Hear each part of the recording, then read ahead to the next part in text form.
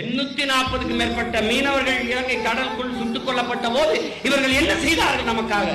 ஒன்றும் செய்ய மாட்டார். ஏன்? சாவவன் தமிழன் என்றால் சகித்துக் கொள்வான்.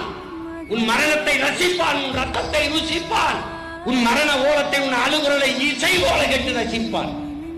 ஏனென்றால் சாவது தமிழன். இந்த நெடிய வரலாற்று பெருமை கொண்ட ஒரு இனம், மானமும் வீரமும் அறமும் உயிரென்று வாழ்ந்த ஒரு இனம் தோற்று வீழ்ந்தது என்ற வரலாற்று பதிவு வர வேண்டுமா?